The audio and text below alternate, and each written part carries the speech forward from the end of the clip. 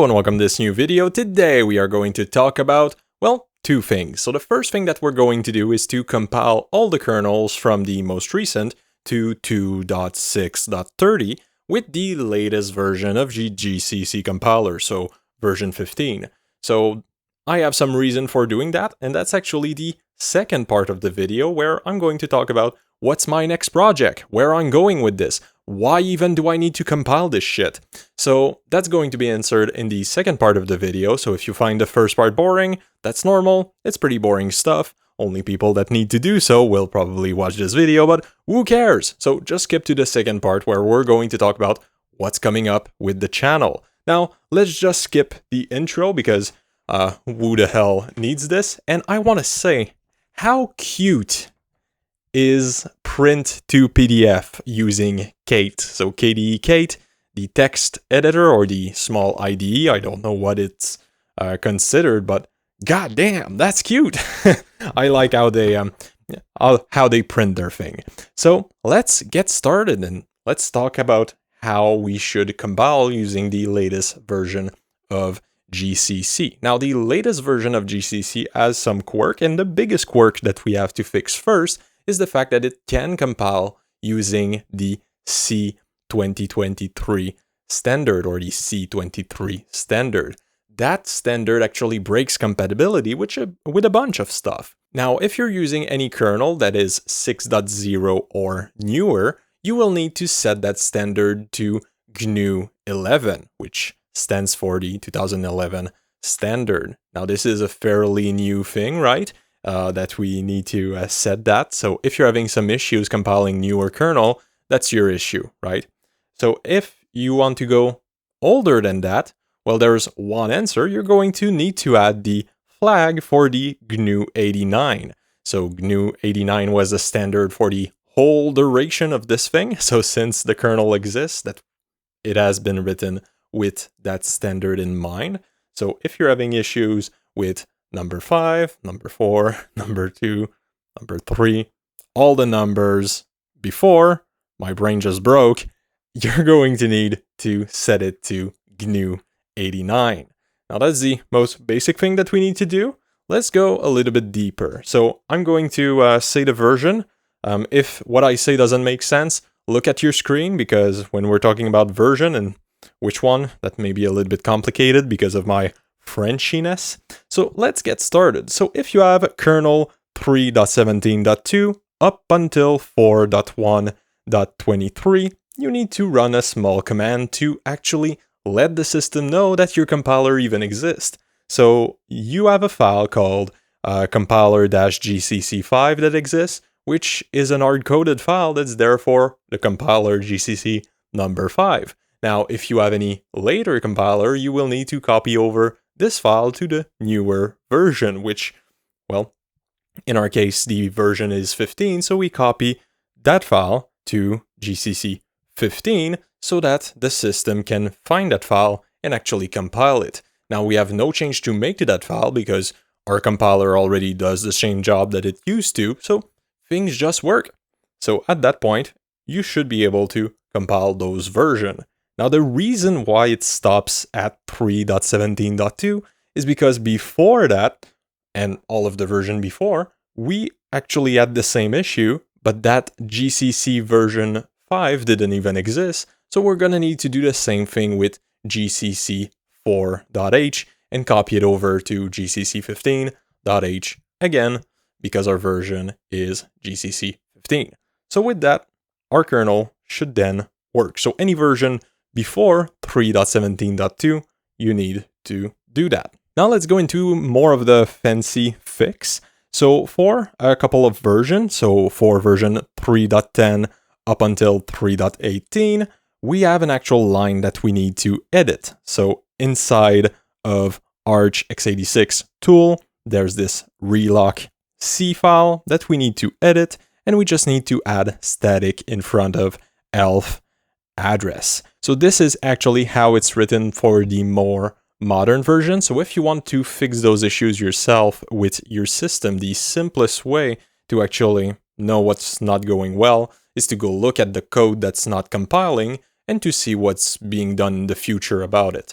So if you see that they have added static on it, you probably can just add static on it, and it will probably just work. Turns out static is a word that is very much used into fixing some things in older kernel for some reason. So this is not meant to, of course, fix everything, because there may be some kernel module that still don't work. This tutorial is only to make all no config work on it. So no guarantee with what I'm saying. So this will fix the 3.10 up to 3.18. Now, if you're compiling anything that's older than 3.10, you will need to add a new flag, which is -f no pi. Now, it's not your grandmother's pi, it is the position independent code. So none of the code were written with that in mind, so we need to disable it. Now, there was a weird time in kernel history where there was a GCC compiler version that actually was just not working. So between 2.6.29 up until 3.9, those versions needed you to actually not use GCC 4.1.1 because it would have an issue and miscompile some stuff. So here, it will, for some reason, detect that you're compiling using this version while you're really not. So your best bet is just to disable the error altogether and let the rest of the system do its work. So this is what we're actually doing here. We're removing the error. And with that, we should be able to run everything as normal. So we remove the error from compiler-gcc4, and a little bit further, we of course need to copy over that file to GCC15 for our system to compile. Now we have another odd one. So we have version 2.6.29 up until 3.9 that actually needed you to write some Perl code. So there was some Perl code inside of the kernel, and from the newer version of Perl, you cannot really use the defined on an array, on an element of an array. So we will need to edit the Perl code a little bit for it to actually compile. So I'm not going to explain the code because I'm not even sure if it's right or not. I just know that it compile. So this is the solution. This is what we're replacing it by. And hope you enjoyed. You can use this command to actually fix this. So it's inside of kernel/timeconst. So this is what we're editing. Now for any version prior to 3.9, we're going to need to disable the stack protector. So we're going to need to do -f no stack protector.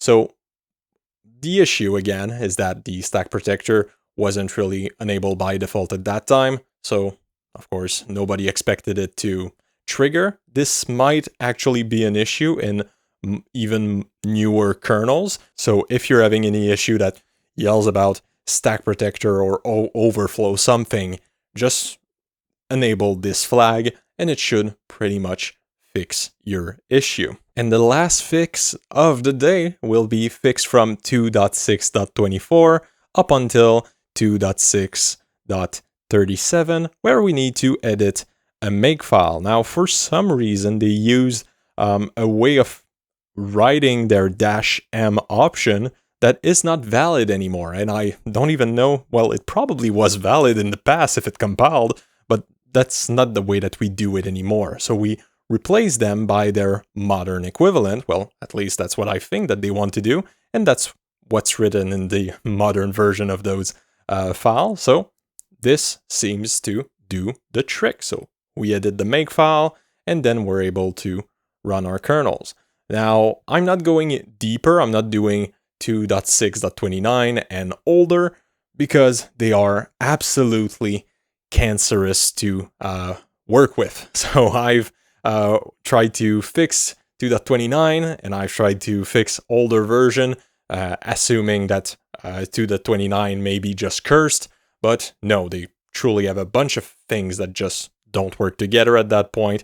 You need to fix the makefile, you need to fix too much. And as you've seen, there's some fix that I've included in there that still applies to those because I've seen that the code, is the same with earlier version. Anyway, that's all for today. I hope that this helps. If if truly you have an issue with that, now you can compile 2009 kernel. Okay, so why do I even need to do all this with those kernel, and what am I even doing with my time these days?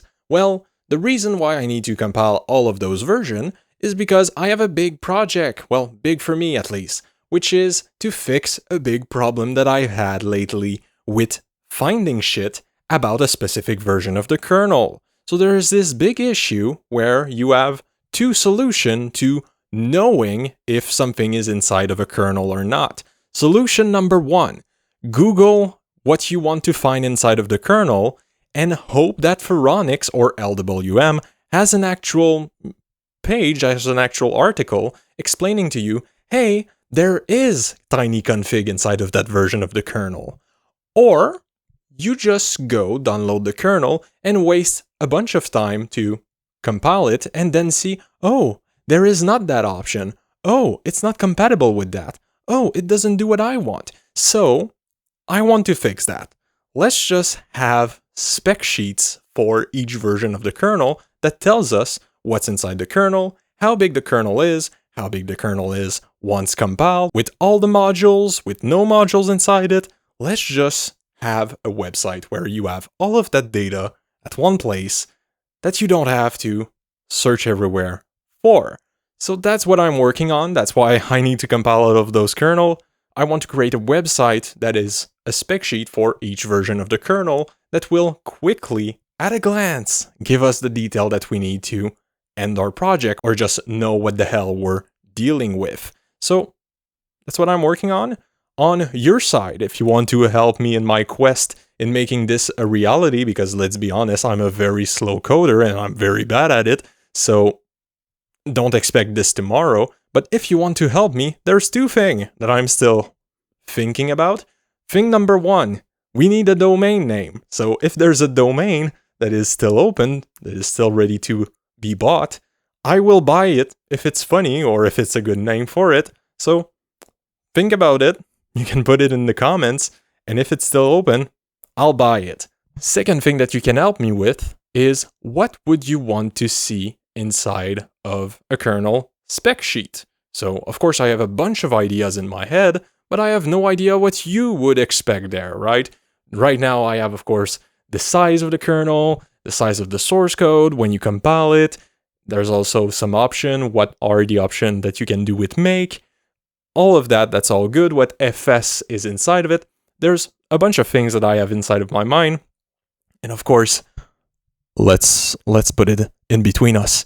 Yes, I'm going to implement a swear counter, okay? We're going to count the swears in between all the version and do a graph that says how many F word are inside of the kernel. That's going to be funny. So I have all of that in mind, but I want to know what you want to know about a specific version of the kernel so that we can just stop searching and actually get to knowing things about the kernel.